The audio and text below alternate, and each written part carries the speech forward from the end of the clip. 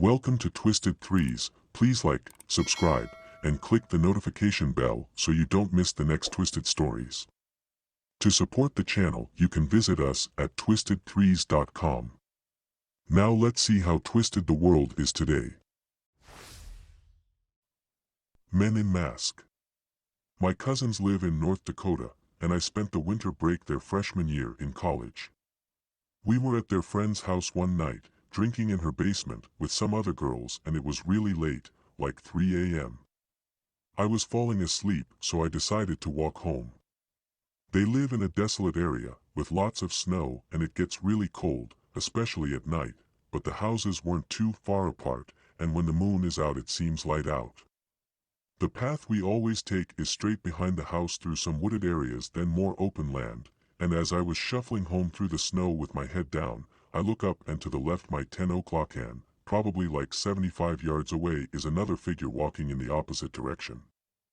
I saw him a split second before he saw me, and when he did he kind of jerked his arms and shoulders up a little, obviously startled from the sight of me as I was with him.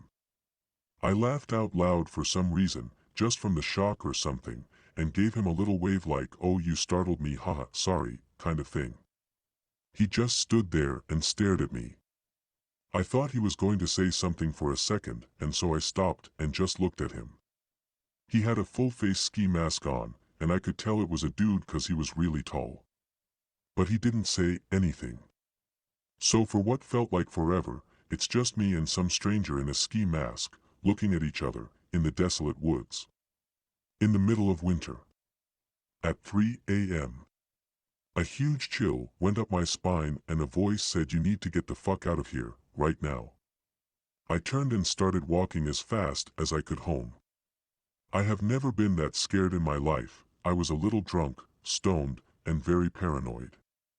I imagine me walking home from the opposite perspective, and the man is running up from behind with an axe, so I literally just screamed and started sprinting as fast as I could all the way home, thinking that this guy could easily follow my tracks in the snow, and I'm gonna get murdered.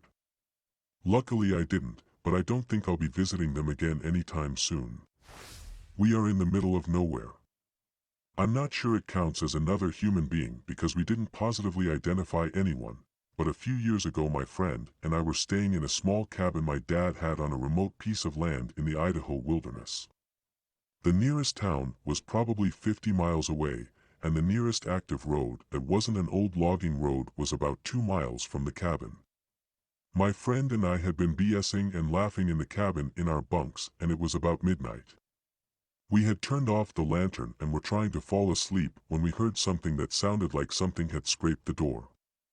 We both lifted our heads up and mumbled a conversation of, "Did you hear something?" "Yeah, huh."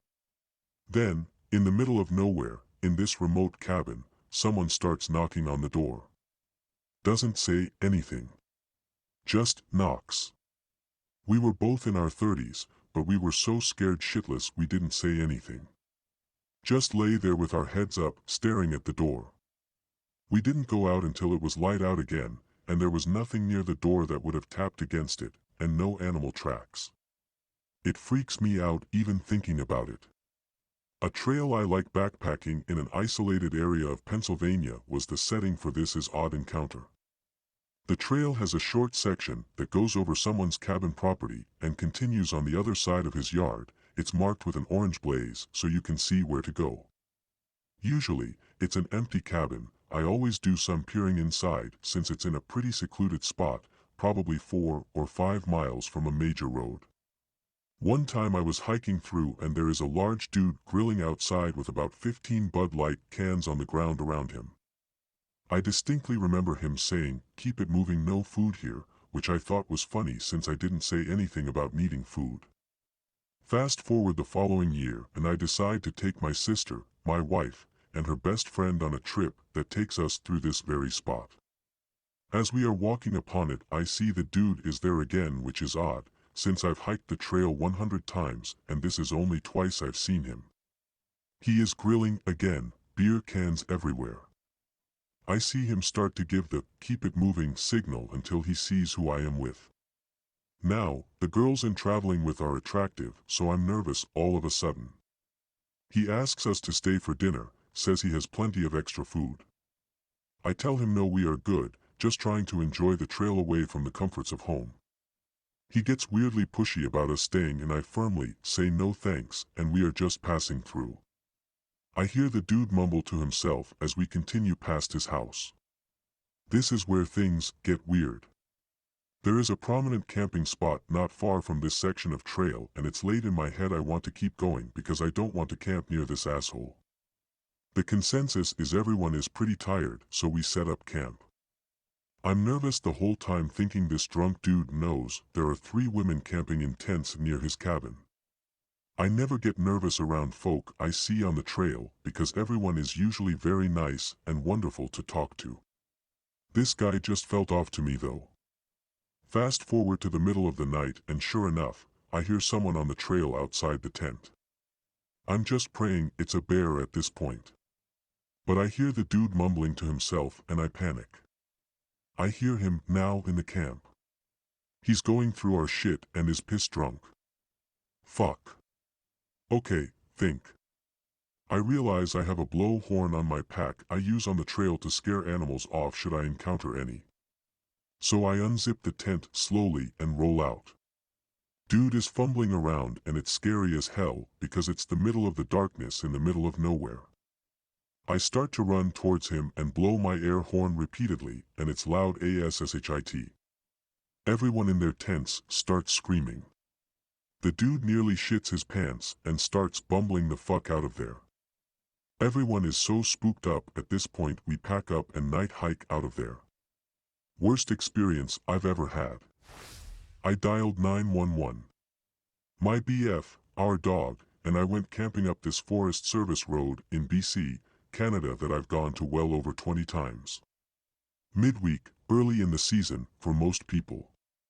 We have the place to ourselves. Around dusk 2 guys bomb up the road on quads, had to go past my car to get to the river, we don't think anything of it. About an hour later 1 guy left.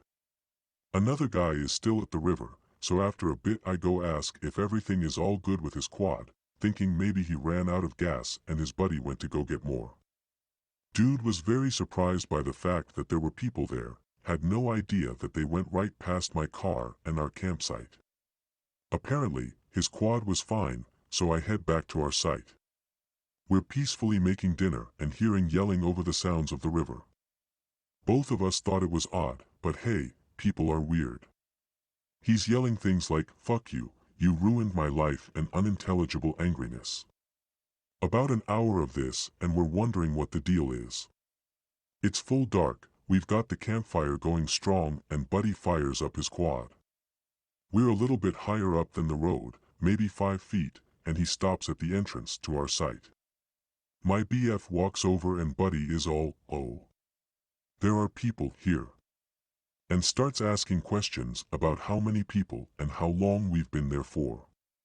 My BF lies and says, "There's a few of us, and more coming, smart man."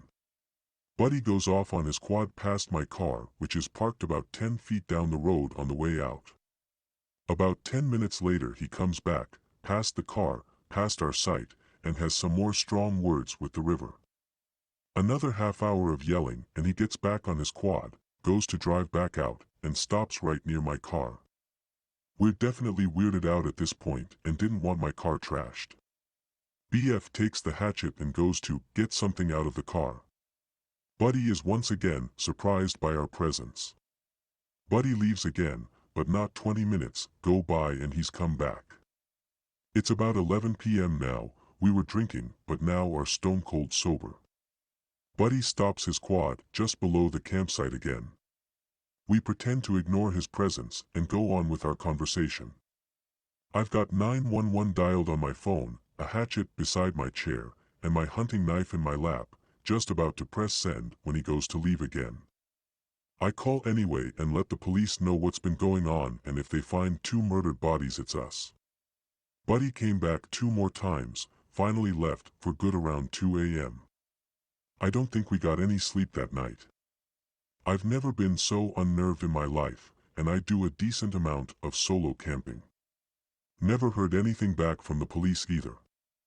Still freaks me out a bit to this day.